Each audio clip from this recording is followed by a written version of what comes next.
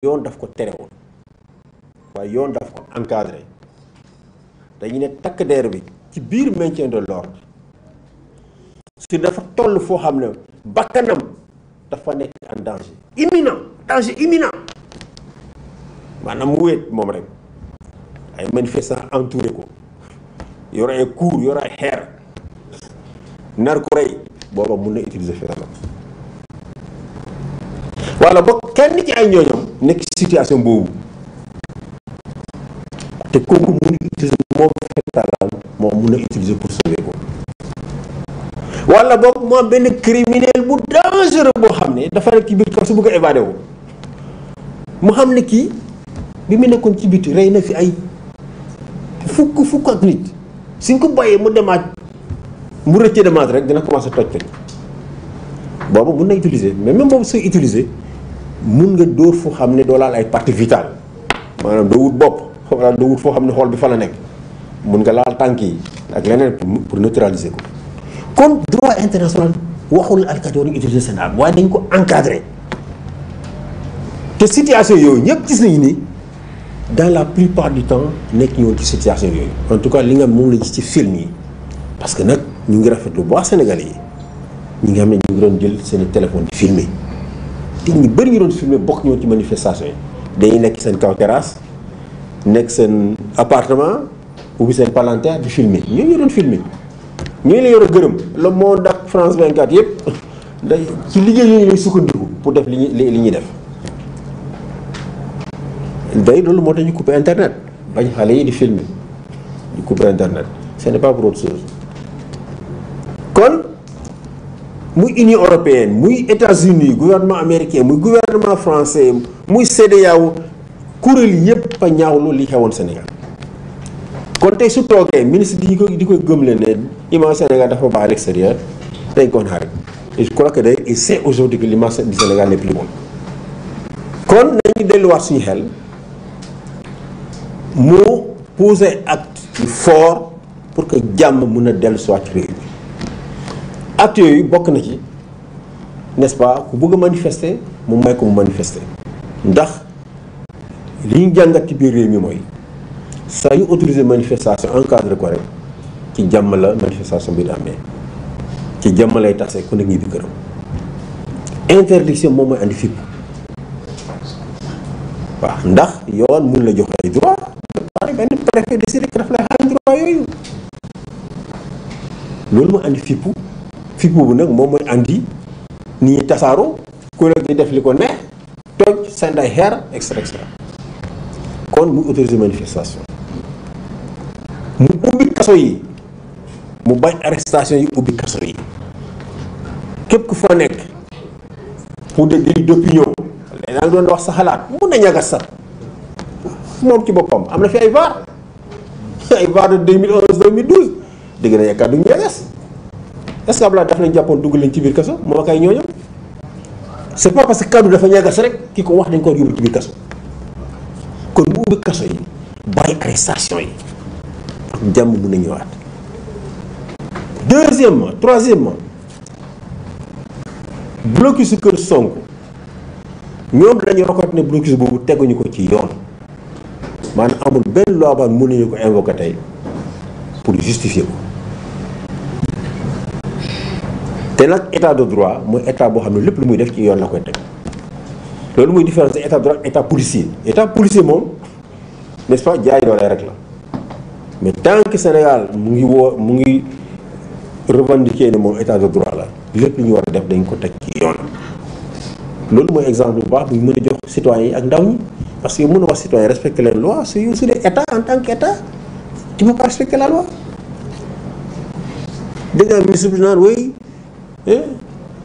blocus bi teguñu ko ci loi waaye ci doctrine maintien de l'ordre waaye ban doctrine de maintien de l'ordre doctrine bu Cameroun lii de man fi ma ko gis ci àdduna bi ci pays yi ma ko mos gis ci àdduna mooy dëkk Afrique centrale yi benn at ci gannaaw xam nga ñaar at ci gannaaw Paul Biya opposant bu gënoon a radical muy Kamto daf ko séquestré woon ñu defee séquestré ni Ousmane Sonko sans aucune base légale pendant presque ñetti weer Moïse Kamto xam ngeen ko sans aucune base légale. Congo Brazzaville non général Mokoko waaye Sénégal léegi en matière de maintien de l'ordre dañuy war a dem di inspiré ci doctrine nu Congo Brazzaville ak doctrine nu Cameroun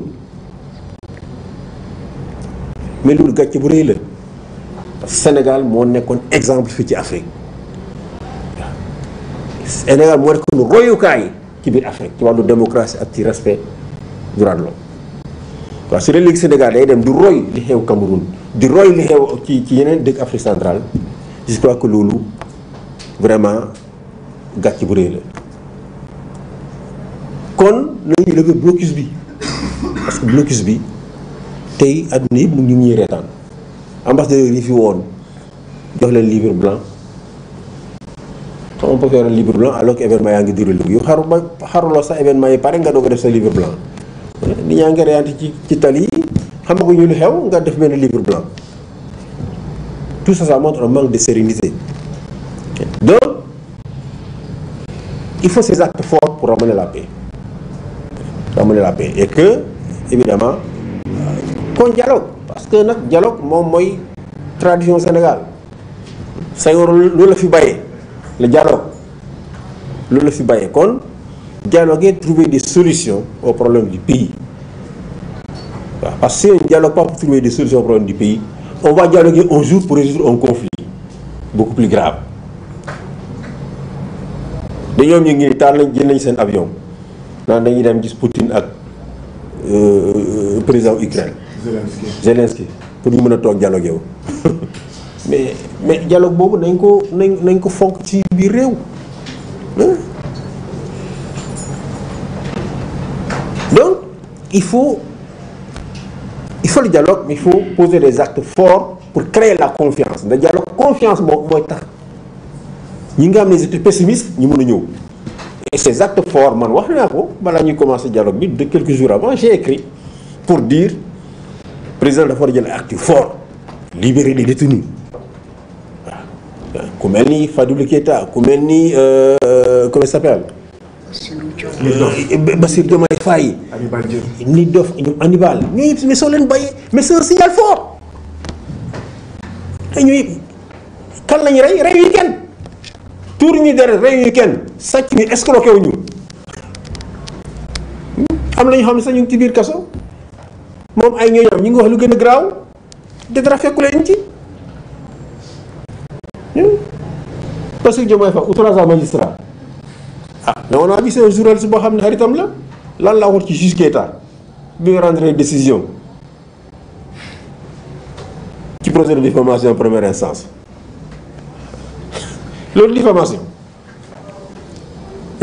Fadou Keita li mu wax ak li Ahmed Suzanne Camara wax lan moo la wuteloo les avocats des familles ont porté plainte contre Suzanne Camara et aujourd'hui rien du tout donc déjà il y a les deux poids deux mesures le livre day décrédibiliser un pouvoir soo demee ba instaurer le double standard d'état bi citoyen dañuy dem ba dootuñu la wóolu maanaam confiance bi nga war a am ñoom duñu la ko jox donc moom la yàlla teg ci bopp réew mi yàlla askanu Sénégal ñu ñoo ko teg ci bopp réew mi tout le monde le reconnaît comme le président du pays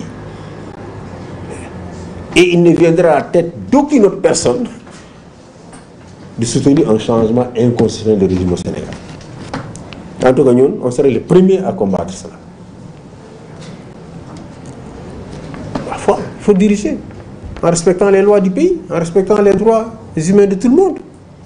C'est aussi simple que ça. Donc c'est l'appel qu'on voudrait lui lancer, parce qu'on sait que c'est lui seul aujourd'hui qui peut sortir le pays de cette situation-là. Ce n'est ni le ministre de l'Intérieur, ce n'est ni le ministre de la Justice ou le ministre des Forces armées, oui, qui prétend que oui, j'ai entendu hier, il dit que oui, pour toutes les personnes qui sont décédées, il y a des informations judiciaires qui ont été ouvertes, il y a des poursuites. Je me demande s'il parle du même pays que nous. Je parle de Sidiki Kaba, je vais le nommer. C'était un ancien défenseur des droits de l'homme. À chaque fois, je suis Depuis 2011-2012, ce régime a accordé une impunité totale aux membres des forces de défense et de sécurité. 11 morts dans le combat que Macky Sall et ses alliés menaient contre Abdoulaye Wade. Quand il est arrivé au pouvoir, sur les 11 morts, il y a eu justice que pour Mamadou Diop. Et pour Mamadou Diop, les policiers n'ont même pas fait la prison. Pour tous les autres, impunité totale.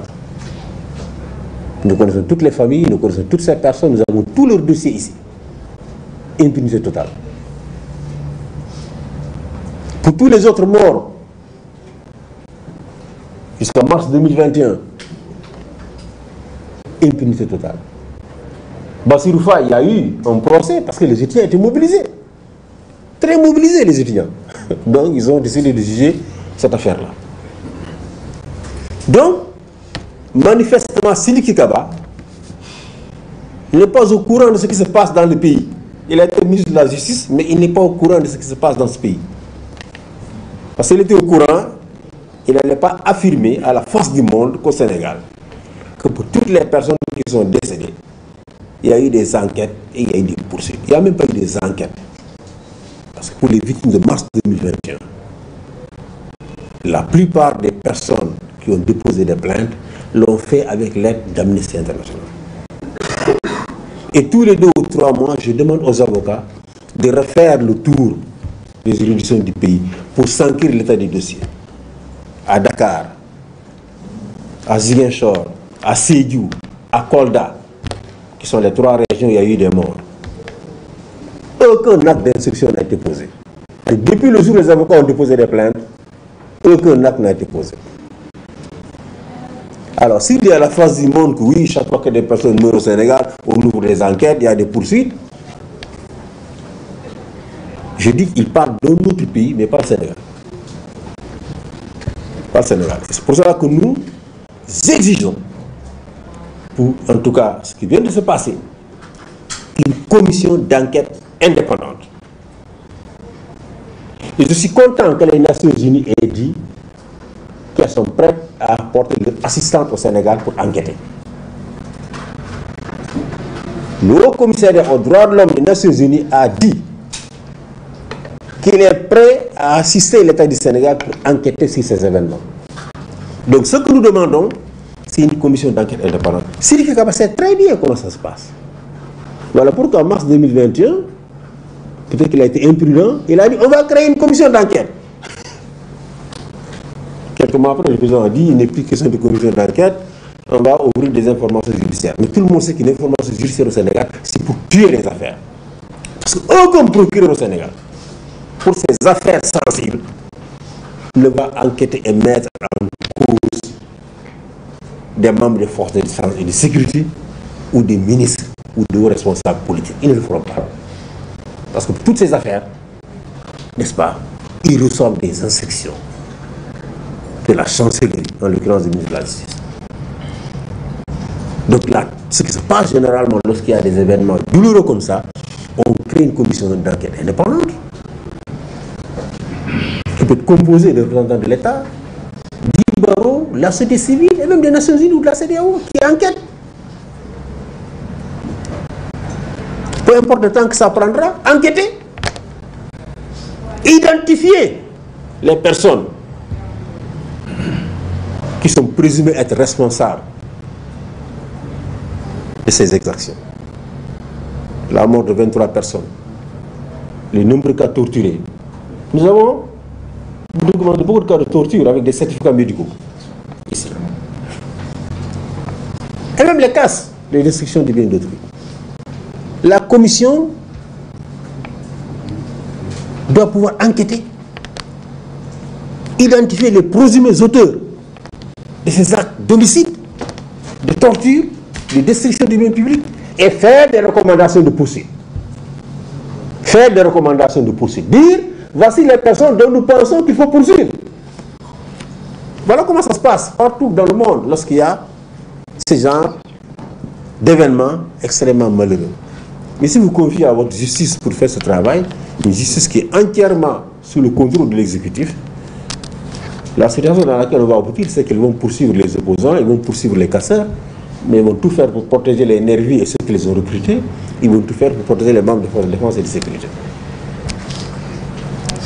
Une telle enquête serait une insulte à la mémoire des victimes, une insulte à leur famille. Mais ce serait une farce. Et je pense que les Sénégalais ne l'accepteront pas. Et que justice, même s'il n'est pas fait aujourd'hui, se fera un jour. Parce qu'en matière de violation des droits humains, les crimes que vous commettez vous rattrapent toujours. Yaya Jammeh avait une emprise totale sur son pays. Un contrôle total sur l'appareil judiciaire, sur l'appareil militaire, sur l'appareil policier. Son pouvoir est fini, aujourd'hui il est rattrapé par tout ce qu'il a fait, y compris depuis sa prise de pouvoir. Blaise Compaoré, c'est le chef d'État le plus craint de la sous-région. Il est parti, il est rattrapé par ses crimes. Mugabe, c'est la même chose. Donc tout régime, quelle que soit sa puissance, prendra fin un jour. Et le jour où votre régime prend fin, n'est-ce pas, les crimes qui ont été commis par vous-même ou par vos partisans finiront par vous rattraper. Donc il faut que nous gardions tout cela à l'esprit, n'est-ce pas, et qu'on essaie de revenir à la raison et de ramener la paix dans